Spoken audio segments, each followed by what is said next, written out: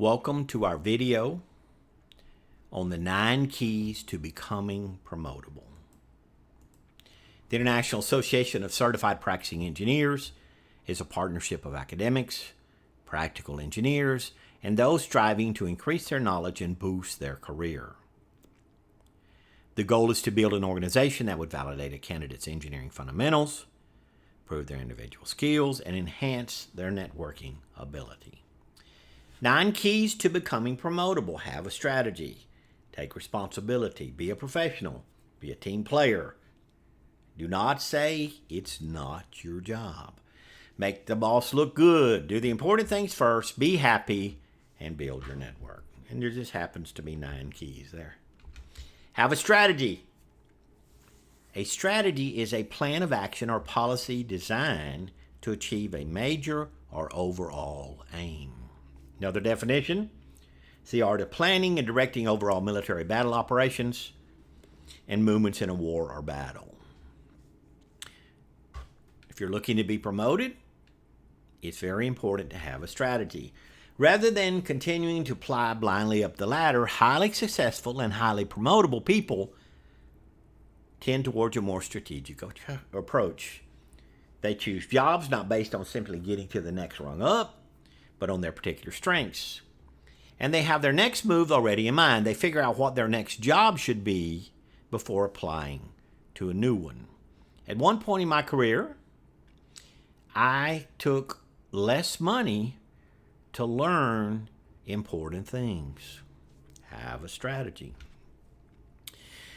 That way, they're always thinking about skills and experiences they should be building up now to move seamlessly towards their next position.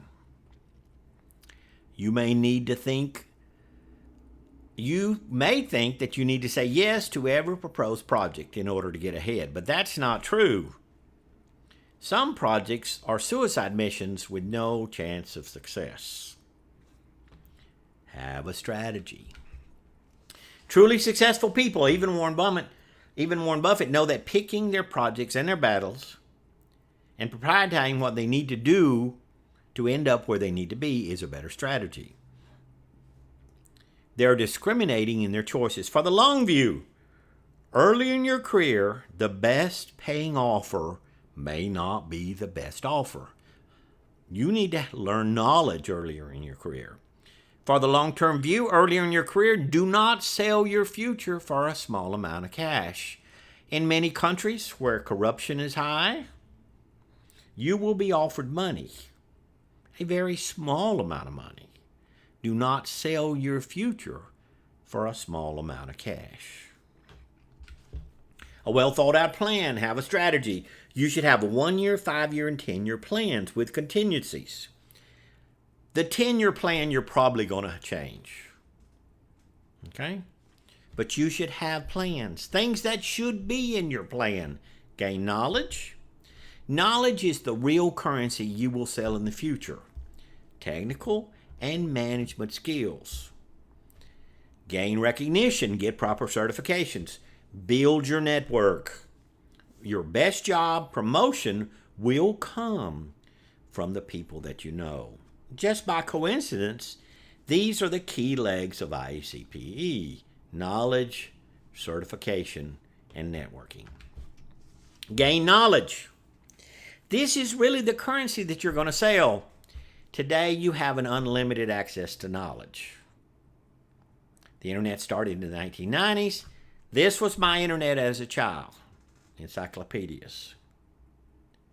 What you have in your hand, in your phone, gives you an advantage that generations before you did not have. Prior to the 1990s, you needed to have access to books and knowledge. There was a large advantages for students that had access to good libraries. Today, you're on an equal playing field with every student in the world. Today, if someone gains more knowledge than you, it's because they're working harder than you. The greatest tool you have to gain knowledge, most people use only for entertainment. I was looking for a good picture for online gaming, and this is a great picture. This guy is losing money while playing. It does not have to be internet gaming. Any time waster cost you money. And I can hear the older people now, this young generation, just waste their time and in their opportunities. I think it happens in every generation. You got a picture here in the 50s, them dancing. You got Woodstocks in the 60s. But successful people, no matter how old they are, understand time wasters cost you opportunities and money.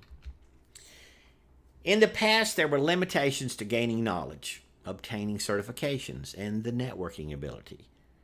You almost needed to go to a prestigious college to have the opportunities for knowledge, certification, and networks. Today, there's a much more level playing field. Of course, there are many, many advances to attending Oxford, and that's a picture of Oxford, but not like the previous generations. If you're serious about rising through the ranks, you need to realize self-improvement isn't a 1 month, 1 year, or 10 years. It really doesn't have an expiration date at all. You need to consistently, unerringly, and frustratingly strive for better every single day of your life. Are there any weaknesses you need to correct before the next promotion is possible? And they're there. Go find them. Ask these questions. While simple, are strategic. It allows you to check your weaknesses and strengths. It forces you to access what has worked and what will work to get you promoted. Of course, we think IACPE has great certification programs.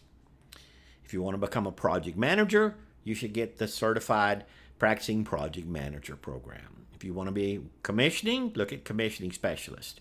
If you want to be a construction safety, process safety management, practicing safety professional, crude oil analyst, practicing refinery specialist, practicing risk specialist, and certified process technician. Number 2, take responsibility for your mistakes and your achievement. Everybody makes mistakes. And it's all part of the growth process. Just be ready with a solution for fixing your mistakes.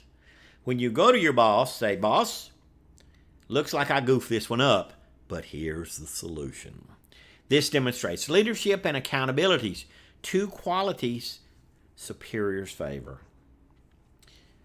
If you want to be successful in any career, you need to take responsibility even for issues that aren't directly your responsibility. Your boss isn't going to look at you one day and say, "Well, you make less mistakes than the other guy, so I guess I'll put you in charge." He's only going to give you more authority if he trusts that you can handle it. Even if your colleagues make a habit of messing up, the right response isn't to point fingers and deny culpability. It's to educate them and stop making mistakes from happening again. In essence, you need to be a part of the solution. Even if you are part of the problem, part of being in charge of other people is taking responsibility for everything that goes wrong around them and because of them. A good coach is not going to make the kick, but he's going to get blamed when it's wrong. He'll get part of the credit when it's right. He's going to get all the blame when it's wrong. And you need to be able to take responsibility for your mistakes and your achievements. Did you help the organization save time or money or contribute to team performance? Be proud of what you've accomplished at work and don't be afraid to talk about your accomplishments and how they impacted the company. This will boost your confidence, and once you feel confident, you'll radiate ability. The more confident you feel, the more other people will sense that. In 98, we had a small turnaround, a small turndown in the industry. So I was kind of in a project team. We had no funding. With no funding, I began to look at chemical uses, which in most refineries or ethylene plants, chemical usage is a huge number. I began to review it. With no capital spent, I saved $300,000, which is a huge number, a huge number. I did not do a good job of talking about my accomplishment. The next time I had an accomplishment, I made sure that I talked about it positively. I didn't want to be there again where I had done really, really save time and energy and money. So engineers, we tend to be introverts, but you have to talk about your accomplishments. Be a professional. In addition to your on-the-job accomplishments, employers also take attitude, behavior, and appearance into consideration when deciding who moves up in ranks. While your work performance may be strong, if you're not presenting yourself in a professional manner, it may prevent your supervisors from taking you seriously. When a company tells its employees there's no dress code and it's a casual working environment, don't believe it. That's a trick. Don't be fooled. There's no such thing as a casual work environment when it comes to how you look.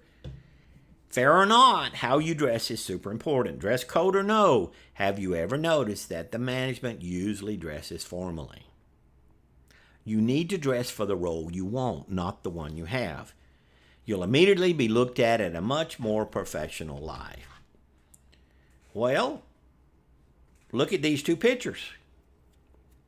This guy on the right, very professional, speaking at a college in Indonesia. This guy on the left is taking a selfie with Santa Claus at Walmart. They're both the same guy. This is me, all right? Which guy would you promote to run a division? Probably not the guy taking the selfie.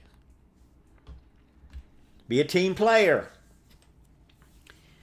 Much has been made of loner geniuses who skyrocket to success despite wearing sandals to investment conferences and showing a general disregard for the opinions of others. Some of the most influential and successful people in the world are the kind of people who have no concept of social etiquette. Do not make the mistake of thinking you are one of those people. The Mark Zuckerbergs of the world are an extremely small percentage of successful people overall. The rest made their fortunes through networking, good impressions, and advantageous partnerships with others. It's a very small minority that makes it. Which is better for a race, a horse or a camel? It has to do with the length of the race. For a 5-kilometer race, a horse may be best. For a 300-kilometer race, a camel may be best. And remember the race that you're in. You may live for a very, very long time. My parents lived to their 80s. I may live to in my 90s. You may live over 90 years old. Horses, they need food and rest daily. They can only survive about 5 days without water. They're very easy to break a leg. Easy to develop stomach issues called colic. Can only eat a special diet. Very temperamental. Will actually hurt themselves. They need constant attention. Camels. A camel can easily survive a journey without water for 3 days. It can cool weather. It can live without water for as long as a month by feeding on vegetation. They can eat cactus, live on almost any vegetation. Camels can travel 200 kilometers per day carrying a rider. Arabian baggage camels are heavier built and capable of carrying 200 kilograms load for up to 100 kilometers per day. Horses. Temperamental and more or less pets. Camels do the hard work that is required. Solid contributor to any team. You're getting ready to run a 90-year race. Which are better attributes to have in your race? Temperamental or a solid contributor? Never say it's not my job. Exceptional employees don't walk past a problem they could easily solve because it isn't in their job descriptions. They see their roles more broadly than that, as chiefly about helping the team reach its goals. So I've got an inbox, an outbox, and not my job. And then I've got a guy who's painting stripes down the road. Well, he should have got out and moved the limb, but it's not his job. His job is to paint the stripe. Never say it's not my job. As a result, they're always willing to give of their time and knowledge. When they see something that needs to be done, they step up and help out. Perseverance and persistence are the greatest qualities you can have as you fight for a better station in life. No career is going to be perfect. No project is going to proceed without mistakes, setbacks, and failures. But as ultimately what matters is what you go through. It's how you rise above it. Every project is going to have problems. And it's how you deal with the problems. It is your job to solve problems. Make your boss look good. Give your boss ongoing support and communicate openly. This shows you're good at building relationships with your superiors. Another thing is to be careful about always agreeing with your boss. Be honest and don't be afraid to respectfully push back a little if you disagree, but do that in private. It's okay to have an opinion. It shows critical thinking. What's the best way to get promoted? Get your boss promoted. If you don't treat your boss well, why would I ever want to hire you to work for me?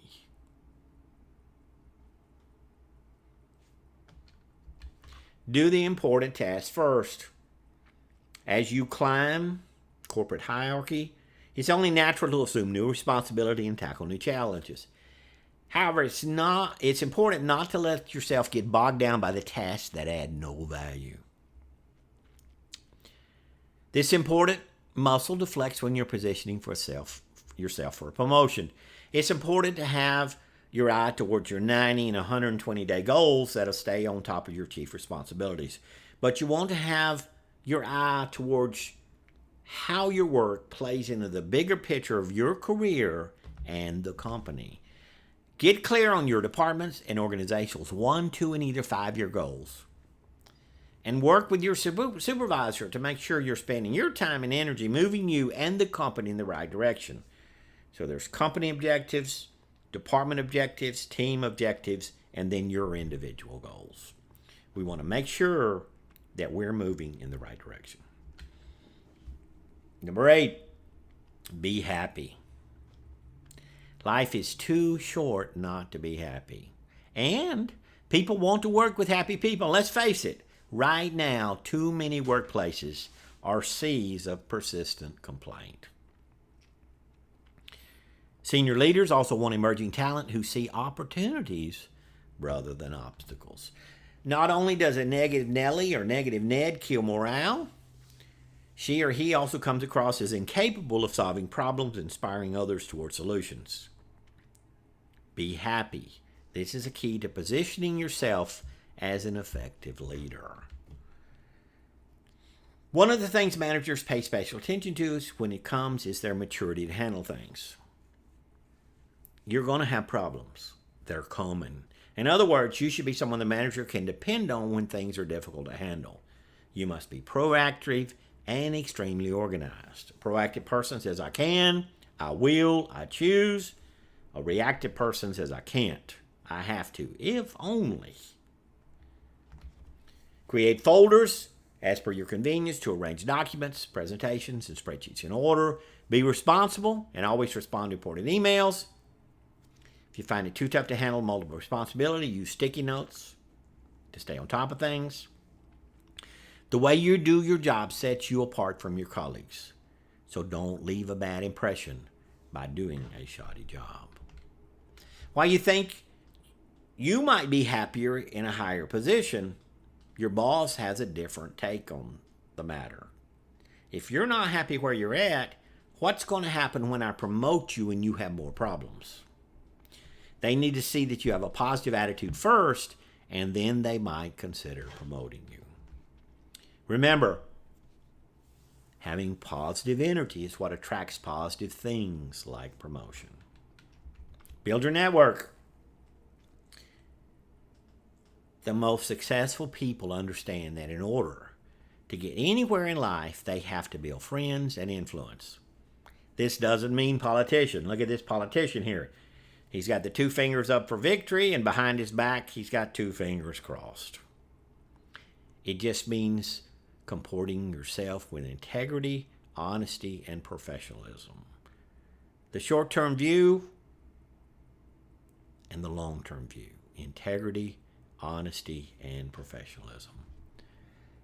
Build your network. They build relationships with people and institutions that can make a lasting difference in their career at this job and in the future. I'm always surprised how people treat me because I have an amazing network. At some point in the future, they may call me up and ask for, Carl, what did you think of this person? If I don't give them a glowing reference, they go, thank you, Carl. It's important to develop mutually beneficial relationships within your department, your team, and your company, as well as external contacts. We're seeing a lot of employees not just moving up, but moving across different departments. Put yourself in line for such an opportunity. Set the time to get to know all of your colleagues. Be curious about their work and opportunities that they foresee on the horizon. Instead of trying to isolate yourself on the way up, try to build a network of people who are essential for a well-functioning team and can function as support concerning your career. One day you may get a position and you need to have people to call in to help you. You will learn a whole lot more when it comes to optimization of work processes if you talk to people in different departments and companies instead of locking yourself away from the other employees. In the last 50 years, the world has become a very small place. And it'll even become smaller in the future. Build your network. They believe life is who you know. They understand the importance of establishing connections with peers, leaders, employees, thought leaders outside the organization. And they understand relationships comes from giving, not asking. They nurture their relationships regularly. I have a key groups of people that I ask for information, and then when they ask me for information, I freely give it back.